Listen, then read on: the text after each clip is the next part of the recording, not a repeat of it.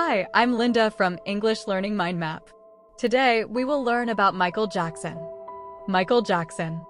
Biographers often try to personify and metamorphose history itself when they write about Michael Jackson, because his life seems to compress several different eras of modern celebrity into one astonishing and unstable narrative. He was at once a prodigious child, a disciplined professional, a commercial juggernaut, a choreographic innovator, a spectacle of self-invention, and a figure around whom admiration and disquiet still circulate with unusual intensity. Michael Jackson refers not merely to a singer or dancer, but to an immense cultural construct formed through performance, technology, fashion, publicity, myth, and controversy. To personify is to embody an idea so completely that the individual appears to stand for an entire phenomenon, and Michael Jackson came to embody the possibilities and perils of global stardom in the late 20th century. To metamorphose suggests undergoing dramatic transformation, and his life unfolded through repeated reinventions of sound, body, image, and public meaning. At one moment, he appeared as the radiant child lead of a family act, at another, as the sovereign architect of pop spectacle, later still, as a more elusive and embattled figure whose legacy became inseparable from dispute. What gives the story such lasting power is not only the scale of his success, but the tension between innocence and calculation, freedom and control, intimacy and distance. The narrative, therefore, begins before the acclaim, before the sequined glove and stadium roar, in the severe textures of early family life. The first crucial chapter is Gary Origins, where talent, pressure, and ambition were first fused into a singular destiny. Gary Origins. In the industrial setting that preceded worldwide fame, Gary Origins helped incubate and condition the sensibilities that would later define Michael Jackson's extraordinary discipline and emotional complexity. The city itself was not glamorous. It was shaped by steel, routine, noise, labor, and economic precarity, and that atmosphere entered domestic life with quiet force. Gary Origins refers to the early environment in Gary, Indiana, where family aspiration grew in the shadow of hardship and where music emerged not simply as recreation, but as a possible route out of constraint. To incubate means to foster development under sustained pressure until something potent takes form, and this setting quietly nurtured both ambition and vigilance.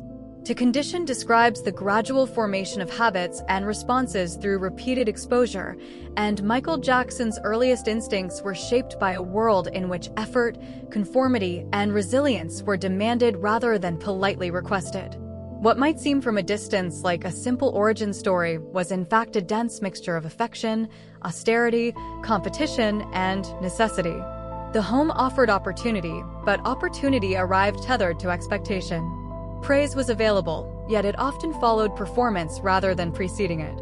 In that sense, Gary Origins names more than a location. It identifies the matrix in which exceptional talent was sharpened by scarcity and urgency. The future star's poise did not arise from ease, and his exactitude was not born in comfort.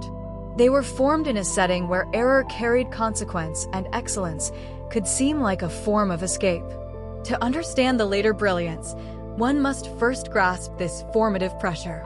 Within that atmosphere, the next decisive element was the musical household, where sound, rehearsal, and family ambition became inseparable. Musical household. Before fame acquired its machinery, the musical household helped orchestrate and galvanize the energies that would place Michael Jackson before audiences while he was still a child. Music was not an occasional ornament in this home. It was a daily force, a method of bonding, correction, aspiration, and evaluation. Siblings sang together, instruments were practiced, harmonies were scrutinized, and the boundary between domestic life and artistic labor was remarkably thin. Musical household refers to this familial environment in which talent was cultivated collectively and where performance became a shared enterprise long before contracts and television appearances entered the picture. To orchestrate means to arrange many parts into coordinated effect, and the family's musical life drew voices, rhythms, personalities, and ambitions into a system that felt both communal and exacting. To galvanize suggests stirring people into focused action, and music energized the household with purpose, turning latent ability into disciplined momentum. A simpler explanation is this: musical household was the family world in which everyone revolved around music, and the two verbs describe how that world was organized and how it pushed people into motion. It was here that Michael learned not only melody and rhythm, but also the psychology of attention, how to hold a room, how to respond to cues, how to shape a phrase so that it lingers. Yet the warmth of shared song existed alongside an undercurrent of pressure. Every rehearsal could imply future consequence. Every successful routine hinted at mobility, recognition, and release from limitation. The child at the center of that soundscape did not yet belong to the world, but he was already being prepared for it. The setting was intimate, though its ambitions were vast. That atmosphere was inseparable from the larger realities of the surrounding city, whose severity is captured most clearly in Steel Mill City. Steel Mill City. Beyond the front door, Steel Mill City continued to permeate and harden the emotional weather in which Michael Jackson first developed. Gary was an industrial place marked by smoke, labor, shift schedules, and the implicit knowledge that security could be precarious. Children growing up there were not insulated from adult realities. They absorbed the fatigue of working life, the fragility of income, and the value placed on endurance. Steel Mill City refers to this austere urban atmosphere, where the harsh cadence of industrial labor seeped into family expectation and sharpened the urgency surrounding success. To permeate means to spread through something thoroughly, and the city's pressures entered conversation, mood, ambition, and discipline until they felt almost natural. To harden suggests making something more resistant, more severe, or less easily shaken, and this environment reinforced toughness, vigilance, and a low tolerance for complacency. Put more simply, Steel Mill City was the difficult industrial world around the family, and the verbs explain how that world got into everyday life and made people tougher. For Michael Jackson, the significance of this setting was indirect yet profound. He did not become a steelworker, but he inherited a culture shaped by labor's exactitude and strain. Such a climate could make artistic opportunities seem not frivolous, but urgent. Performance was no longer only expressive, it became potentially transformative. This helps explain why polish, punctuality, and control were valued so intensely. The fantasy of escape drew force from the reality of confinement. When later audiences saw grace and ease, they often missed the harder substrate beneath it. Steel Mill City therefore matters because it clarifies the severity behind the sparkle. The child performer was emerging from a world where softness could seem risky. Inside the home, that external severity was intensified by child discipline, which gave form to expectation itself. Child discipline. As talent became increasingly visible, child discipline began to imprint and subordinate many of the ordinary freedoms associated with youth, replacing spontaneity with precision and expectation. Michael Jackson was not raised within the loose rhythms of an unstructured childhood. He grew up under a regime in which rehearsal mattered, correction was frequent, and compliance was tied to the family's hopes. Child discipline refers to that demanding framework through which manners, movements, timing, and work habits were embedded early and repeatedly. To imprint means to leave a durable mark on the mind or behavior, and these routines inscribed habits of professionalism so deeply that they later appeared instinctive. To subordinate means to place something in a lower or dependent position, and childhood ease was often made secondary to performance goals, rehearsal schedules, and parental authority. In simpler terms, child discipline was the strict structure that shaped Michael Jackson when he was young, and the verbs show how those rules became part of him while pushing ordinary child freedom into the background. The consequences were double-edged. Such rigor gave him astonishing control, emotional restraint, and the ability to deliver under pressure far beyond his years. At the same time, it complicated his relationship to play, safety, and selfhood. A child who learns to excel before learning to rest may gain mastery at the cost of ease. The refinement that later captivated millions carried within it traces of early subordination, of listening carefully, getting it right and understanding that approval might depend on impeccable execution. This chapter, therefore, cannot be romanticized as mere discipline producing greatness. It also suggests a narrowing, a tension between giftedness and burden. The practical center of that severity was the rehearsal regimen, where repetition became both training and destiny. Rehearsal regimen. Day after day, the rehearsal regimen worked to drill and fortify the capacities that would make Michael Jackson seem uncannily accomplished even in childhood. Practice was not a casual supplement to talent. It was the mechanism through which talent was sharpened, tested, and standardized. Songs were repeated, steps were corrected, cues were memorized, and errors were noticed with a seriousness many adults would find exhausting. Rehearsal regimen refers to those sustained cycles of preparation that built stamina, timing, and polish while reducing room for informality. To drill means to train through repeated exercise until action becomes automatic, and this is precisely how Michael Jackson developed such extraordinary command of rhythm, gesture, and vocal phrasing. To fortify suggests strengthening something against strain or challenge, and the regimen gave him resilience on stage, enabling composure under lights, scrutiny, and fatigue. Put plainly, rehearsal regimen was the hard routine of repeated practice, and the verbs explain how that practice taught exact movements and made him stronger as a performer.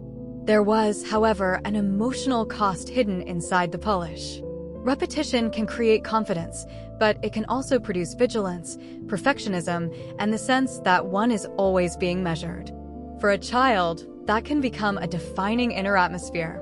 By the time wider audiences encountered Michael Jackson, much of what they interpreted as effortless brilliance had already been forged through relentless recurrence. He could smile while performing difficult material because difficulty had been rehearsed into seeming natural. This stage matters because it explains the paradox at the heart of his early appeal. A parent is born from intense labor. Once that preparation met broader opportunity, the family act was ready to move beyond local promise. The next sweeping change came with Jackson 5 Ascent, when disciplined talent was carried into the commercial world. Jackson 5 Ascent. When local ability entered the national spotlight, Jackson 5 Ascent began to propel and crystallize Michael Jackson's emergence as a public phenomenon. The family group no longer existed merely as a disciplined household ensemble. It became a marketable act capable of captivating vast audiences. Television appearances, recording contracts, stage performances, and promotional systems now transformed family ambition into mass visibility. Jackson 5 Ascent refers to the period in which the collective talent of the brothers, and especially Michael's extraordinary presence, rose from regional performance circuits into the machinery of American pop stardom. To propel means to drive something forward with force and momentum, and this chapter launched Michael Jackson from childhood training into rapid celebrity. To crystallize suggests bringing something into clear and definite form, and what had previously been latent promise now became unmistakable public identity. A simpler explanation is that Jackson 5 Ascent was the rise of the family group into national fame, and the verbs describe how that rise pushed Michael forward and made his star quality obvious. What is striking in retrospect is how quickly scale changed. Familiar rooms gave way to studios. Family rehearsal gave way to corporate planning. Audiences expanded from neighborhood spectators to millions of strangers. Yet Michael did not vanish inside the group. On the contrary, the collective framework heightened his distinctiveness. His voice carried urgency and brightness. His movement possessed unusual assurance. Even when presented as one among several brothers, he attracted the eye with disarming force. This chapter, therefore, marks not only group success, but the sharpening of individual singularity within a commercial system. The child remained embedded in family performance, yet something more focused had begun to emerge. That process accelerated first through Motown Breakthrough, where charisma was refined into mass-market brilliance. Motown Breakthrough. Under the sophisticated machinery of the music industry, Motown Breakthrough helped captivate and commercialize Michael Jackson's gifts with remarkable efficiency. The label understood how to package youthfulness, rhythm, glamour, and accessibility, and it recognized in the Jackson 5 an irresistible combination of familial charm and musical precision. Motown Breakthrough refers to the phase in which Michael's voice and image entered a carefully managed system of songwriting, branding, choreography, and promotion designed to generate maximum public appeal. To captivate means to seize attention so fully that audiences are drawn in almost involuntarily, and Michael Jackson's performances possessed exactly that magnetic immediacy. To commercialize means to convert appeal into a structured product for broad consumption, and Motown turned charisma into records, broadcasts, publicity campaigns, and chart success. Put more simply, Motown Breakthrough was the stage when the industry made Michael Jackson famous on a large scale, and the verbs explain how he won people over and how that appeal was professionally marketed. This chapter matters because it reveals the alliance between spontaneity and system. His natural brilliance was real, but so was the infrastructure surrounding it. The songs were shaped for impact. The presentation was calibrated. The youthful exuberance audiences loved was supported by adults who understood tempo, image, sequencing, and narrative. Even so, what distinguished Michael was that he exceeded the machinery meant to frame him. He did not feel merely manufactured. He brought urgency, emotion, and kinetic life to the material in a way that made polish seem vivid rather than mechanical. As a result, he became more than the lead child in a successful act. He became a national sensation. That amplification reached a decisive point in national stardom, where ubiquity and excitement merged into something much larger than ordinary popularity. National stardom. At the height of early visibility, national stardom began to saturate and electrify the public imagination around Michael Jackson. He was no longer simply a talented boy in a successful ensemble. He had become a recognizable face and voice across the country, welcomed into homes through radio, television, magazines, and live appearances. National stardom refers to that moment when recognition expanded beyond industry approval into broad popular familiarity, creating a level of excitement that made him feel simultaneously intimate and unreachable. To saturate means to fill something so thoroughly that it is present almost everywhere, and Michael Jackson's image and sound spread through American culture with extraordinary density. To electrify suggests arousing intense excitement or emotional charge, and audiences responded to him with a fervor that exceeded routine admiration. In simpler terms, national stardom was the stage when nearly everyone knew who Michael Jackson was, and the verbs explain how completely he entered public life and how strongly he energized people. This expansion had lasting consequences. Public affection became linked to performance, and recognition arrived before adulthood had been fully formed. Such early ubiquity can be exhilarating, but it can also destabilize privacy, identity, and proportion. When crowds scream before one has had time to understand oneself, selfhood may become entangled with applause. Yet there was also genuine artistic force here. The excitement was not arbitrary. His voice conveyed urgency beyond his years, and his body seemed already fluent in the language of stage command. National stardom, therefore, marks an intensification of both opportunity and complexity. The country had fallen for the prodigy, but the prodigy was still evolving. In time, he would need a path beyond the family framework and childhood image. That transition took shape through solo emergence, when individuality began to assert itself more decisively. Solo emergence. As adolescence gave way to artistic self-definition, solo emergence began to differentiate and consolidate Michael Jackson's identity apart from the family act that had first made him famous. This was not a clean break in a single instant, but a gradual and consequential reorientation. The world already knew his face and voice, yet he now had to prove that he could command attention as an individual artist rather than as the emblematic child of a group phenomenon.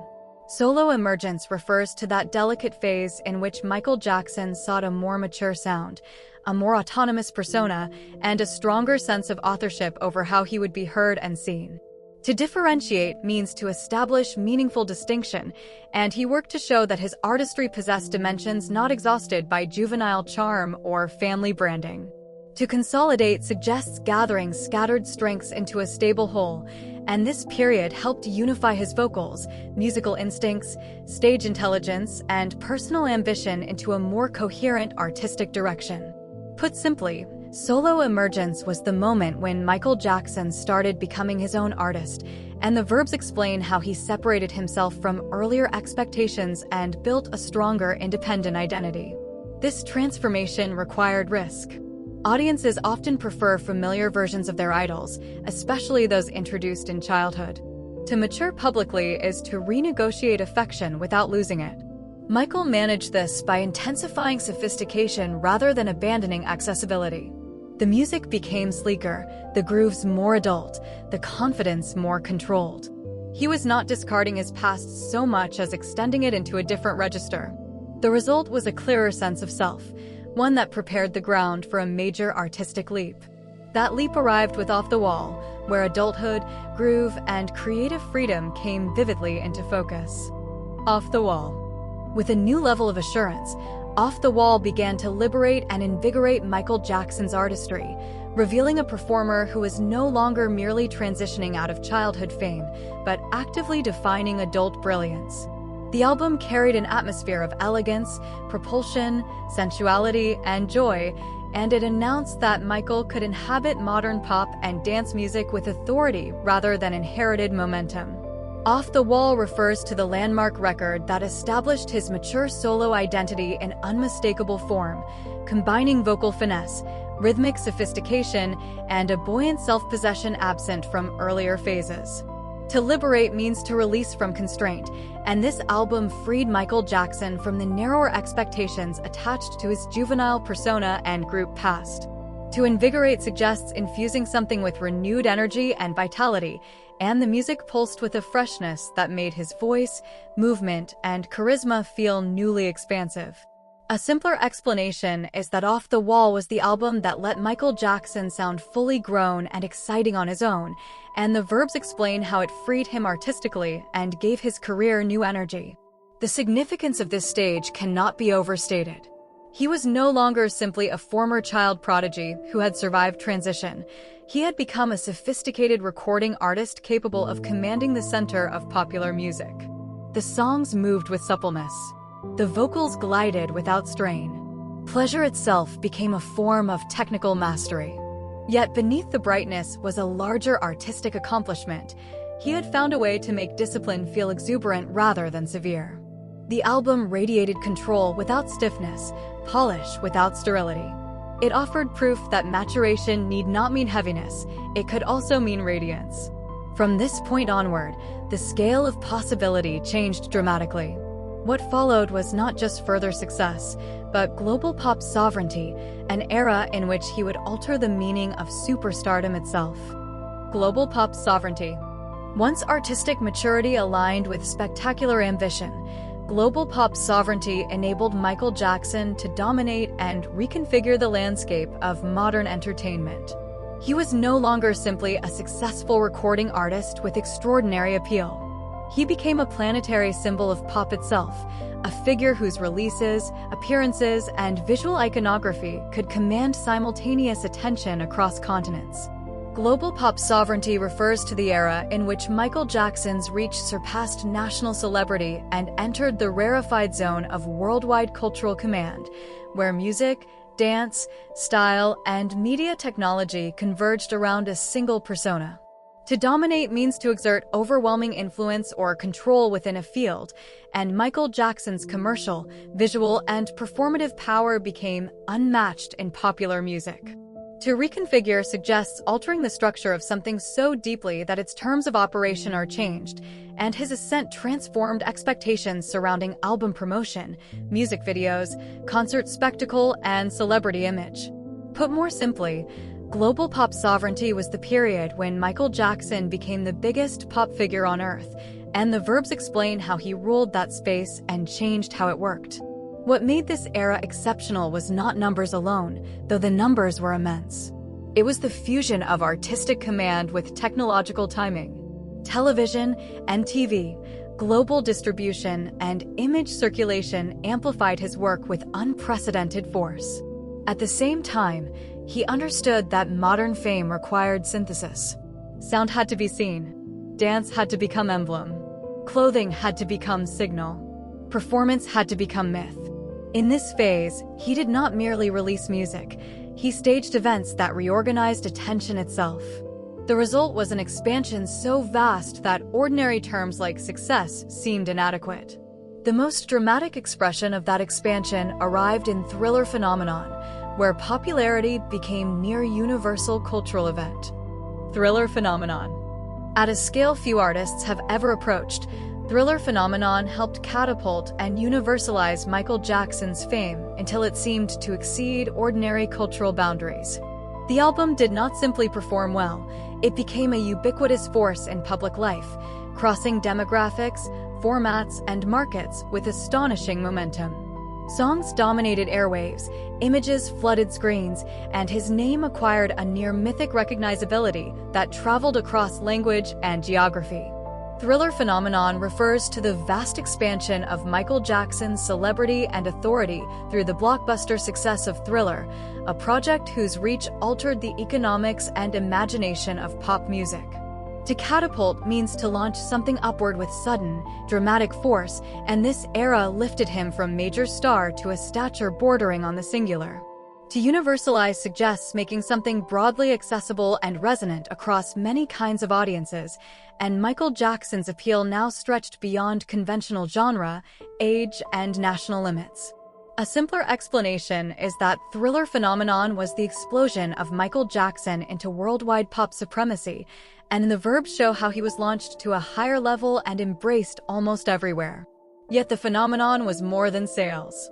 It involved timing, spectacle, and a shrewd grasp of how music could inhabit multiple sensory channels at once. His work felt eventful, and eventfulness became part of the product. Audiences did not only listen, they anticipated, watched, discussed, imitated, and mythologized. Cultural space itself seemed to bend around the release. That scale of impact also created a new burden. Once one has become almost universal, each subsequent move bears impossible expectation. But in this phase, he met expectation not with caution, but with expansion. The most revolutionary part of that expansion lay in how music was turned into image and narrative through visual storytelling, which permanently changed the grammar of the music video. Visual storytelling. In an age when image was becoming inseparable from sound, visual storytelling allowed Michael Jackson to cinematize and mythologize popular music on a scale previously unimaginable.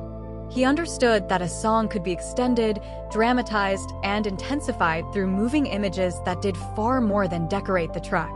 A video could become an event, a miniature film, a self-contained world with mood, characters, tension, and unforgettable iconography.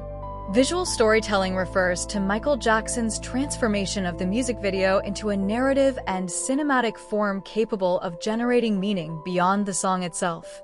To cinematize means to give something the qualities of cinema, scope, structure, atmosphere, and visual drama, and his videos expanded pop into a medium of choreographed narrative spectacle. To mythologize suggests elevating a subject into symbolic legend, and through these visual works, Michael Jackson's persona became larger than celebrity, entering the realm of archetype and cultural myth. Put plainly, visual storytelling was the way Michael Jackson turned videos into short films and made his image feel legendary, and the verbs explain how he made music cinematic and his persona mythic. This innovation mattered because it changed how audiences consumed music. Listening was no longer sufficient. Seeing became part of understanding. The song now arrived with a world attached to it. Costumes, settings, camera movement, suspense, and dance all worked together to deepen memorability. The effect was cumulative. Repeated viewing created devotion, and devotion solidified iconography. In this sense, Michael Jackson did not merely participate in the visual era. He authored part of its vocabulary. Entire generations learned to expect narrative grandeur from popular music because he had shown how potent it could be. His command of image also fed directly into live performance, where movement and spectacle reached new levels. That evolution is captured in performance reinvention, where the stage became a site of total artistic synthesis. Performance reinvention. As his fame expanded, performance reinvention enabled Michael Jackson to hybridize and mesmerize in ways that permanently altered expectations of what a pop performer could do. He was not content to sing well, dance impressively, or dress distinctively as separate achievements. Instead, he fused vocal rhythm, choreographic geometry, theatrical timing, costuming, and gesture into a single expressive language. Performance reinvention refers to the phase in which his stagecraft evolved into a meticulously designed form of multisensory command, making the live appearance feel like a complete aesthetic event. To hybridize means to combine different forms into a new and coherent whole, and Michael Jackson merged dance traditions, pop music, theatrical illusion, and visual symbolism into something unmistakably his own. To mesmerize suggests holding attention with almost hypnotic force, and his performances often produced precisely that effect. Audiences watched with a mixture of exhilaration, astonishment, and near disbelief. In simpler terms, performance reinvention was the way Michael Jackson remade live pop performance by blending many arts together and captivating people completely, and the verbs explain both that fusion and that magnetic impact. What made this stage extraordinary was the degree of control. A tilt of the head, a pause before a beat, the placement of a hand on a hat brim, each could become iconic. He grasped the value of anticipation and silence as fully as sound and movement. He could suspend a crowd before unleashing motion, understanding that spectacle is sharpened by restraint. The body became punctuation, costume became code, and choreography became narrative. These performances did not merely entertain, they organized collective emotion. The audience entered a field of expectation that he then manipulated with uncanny precision. Among all the images produced by this era, none reverberated more powerfully than the one captured in moonwalk mythology, where a single movement became immortal. Moonwalk mythology. Few moments in popular culture have traveled as far as moonwalk mythology, which helped iconize and reverberate Michael Jackson's genius through one unforgettable movement. The moonwalk was not merely a dance step executed cleanly. It was a visual paradox, a gesture that seemed to suspend ordinary physical logic, making the performer appear to glide backward while facing forward with impossible smoothness. Moonwalk mythology refers to the symbolic status achieved by this performance moment, through which a specific choreographic device became globally synonymous with Michael Jackson himself. To iconize means to transform something into an icon, a concentrated symbol instantly recognized and repeatedly reproduced, and the moonwalk became exactly that, a shorthand for his artistry, flair, and control. To reverberate suggests continuing to echo across time and space, and this movement resounded through music videos, stage shows, imitation, parody, tribute, and collective memory for decades. Put simply, moonwalk mythology was the way one Michael Jackson dance move became legendary all over the world, and the verbs explain how it turned into an icon and kept echoing everywhere. The deeper significance lies in what the movement represented. It condensed technical precision, surprise, elegance, and spectacle into a few seconds. It also demonstrated his ability to turn choreography into image and image into myth. Audiences did not only admire the step, they felt they had witnessed something uncanny, almost supernatural. That is why the moment survives. It crystallized the sense that Michael Jackson could make the body itself appear to exceed its limits. Yet, such supreme control over image and performance did not produce a simple or stable life. As years passed, triumph coexisted with growing tension, and the story entered a darker, more divided terrain. That difficult turn is gathered under complicated afterlife, where brilliance and dispute remain inseparably intertwined. Complicated afterlife. After the period of overwhelming triumph, complicated afterlife came to fracture and persist within public memory, ensuring that Michael Jackson's legacy would remain both monumental and unsettled. The later years of his life, and especially the years following his death, did not produce tidy closure. Instead, they generated a divided field of interpretation in which reverence for artistic achievement coexists uneasily with allegations, investigations, changing appearance, media spectacle, and moral uncertainty. Complicated afterlife refers to the long shadow cast by Michael Jackson's later life and posthumous reputation, where admiration never fully dissolves the disputes that surround him. To fracture means to break something into pieces that no longer fit together seamlessly, and his public image splintered into competing narratives of genius, vulnerability, manipulation, innocence, and harm. To persist suggests continuing despite attempts at resolution, and debate around Michael Jackson endures across generations, platforms, and cultural institutions. A simpler explanation is that complicated afterlife was the stage in which Michael Jackson's legacy became divided, but never disappeared, and the verbs describe how his reputation broke into conflicting views while still remaining powerfully present. This complexity matters because it resists simplistic moral packaging. Some wish to preserve the art untouched by accusation. Others insist that the accusations transform how the art must be understood. Institutions, fans, critics, and survivors' advocates continue to negotiate that tension. What remains undeniable is that his influence did not vanish with death. It became, if anything, more contested and therefore more charged. The afterlife is complicated precisely because the artistry is so immense and the questions are so serious. To understand how this divided legacy formed, one must look first at the period of scrutiny and seclusion, when public fascination and private retreat intensified together. Scrutiny and seclusion. As fame became more extreme and more invasive, scrutiny and seclusion began to intensify and obscure Michael Jackson's public existence. The world watched him with relentless fascination, yet the more it watched, the less legible he often seemed.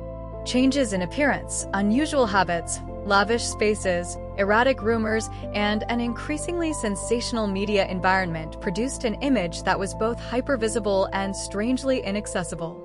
Scrutiny and seclusion refers to the period when attention became invasive and retreat became part of how Michael Jackson navigated the burdens of fame, suspicion, and self-protection. To intensify means to make something more acute or forceful, and public examination of his body, behavior, and private life grew progressively harsher and more obsessive. To obscure suggests making something difficult to see clearly, and paradoxically, this overexposure often clouded understanding rather than clarifying it. Put more simply, scrutiny and seclusion was the era when Michael Jackson was watched more than ever, but also became harder to understand, and the verbs explain how the pressure increased while his true situation grew less clear. In this climate, spectacle turned inward.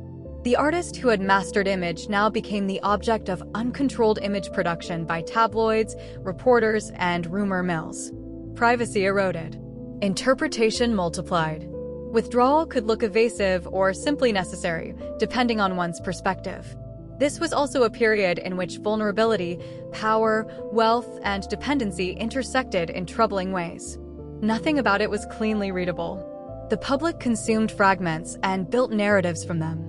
That uncertainty created fertile ground for far more serious reckonings.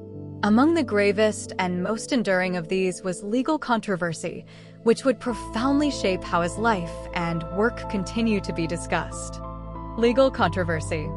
No account of Michael Jackson can avoid legal controversy because it came to polarize and haunt every serious interpretation of his life and legacy. Allegations of child sexual abuse, investigations, settlements, trials, denials, and subsequent documentaries created a terrain of argument that remains morally and emotionally charged. Legal controversy refers to this ongoing cluster of accusations and legal processes that transformed public discussion of Michael Jackson from admiration tempered by eccentricity into something much more grave and divisive.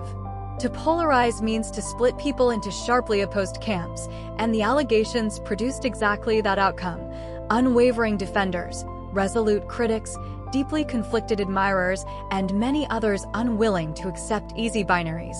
To haunt suggests lingering with painful persistence, and these questions continue to shadow his music, his image, and the institutions that commemorate him. In simpler language, legal controversy was the set of serious accusations and legal battles around Michael Jackson, and the verbs explain how they divided people and continued to cast a shadow over his legacy. It is important to speak carefully here. Public debate often hardens into slogans, but the subject demands seriousness, compassion, and precision. For some, the accusations irrevocably alter the meaning of the art. For others, uncertainty in legal outcomes sustains doubt about final judgment. What cannot honestly be denied is the profound effect this controversy has had on cultural memory. It changed the frame through which many revisit his work. It changed the terms under which institutions program, celebrate, or distance themselves. It also changed the emotional tenor of remembrance, making it impossible to encounter Michael Jackson solely as an uncomplicated icon. And yet, despite this shadow, his work continues to circulate and shape artistic practice.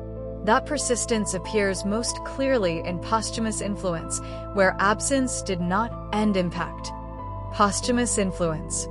Even after death, posthumous influence continued to resurface and consecrate Michael Jackson within global culture, proving that the reach of his work extends far beyond the span of his life.